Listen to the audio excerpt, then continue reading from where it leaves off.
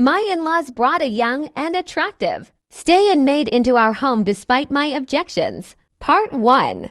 I F 26 am married to my husband M 24, who comes from a very conservative Muslim family. I also come from a Muslim family, but not as religious as theirs. Early on, they really did not want us to get married because they wanted someone religious and devoted to Islam for him. I honestly think they only accepted the marriage because I got pregnant. Ever since I got married, I've felt heavily judged and micromanaged by his family. From naming my child to how I handle motherhood, I constantly feel like everything I do is wrong in their eyes. We currently live in their ancestral home because we cannot afford our own place yet. It's a house with around 5 bedrooms. During summer or holidays, relatives come and stay here for months. But most of the year it's mainly just me, my husband, our baby, and my husband's grandmother. For context, I work remotely as a business development representative on Graveyard,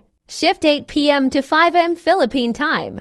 Because of that, I already hired a nanny for my baby, and she also helps with mild household chores. A few months ago, my husband's aunt called saying they found a working student from a remote area who would work as a stay-in maid in the house. This girl lives around 8 to 9 hours away from us, which already felt odd to me because there are thousands of people they could hire closer to our area. I told them we already had a nanny, a helper, and didn't need another one. They replied that this new girl would just be a helper for the helper. I also said I could not afford 2 helpers, and then they told me they would pay for her themselves. A few minutes later, the aunt called my husband privately, not realizing I was beside him silently listening. During the call, she told my husband, "You know, she's really pretty." That immediately rubbed me the wrong way. Why would you tell a married man that the young woman you're bringing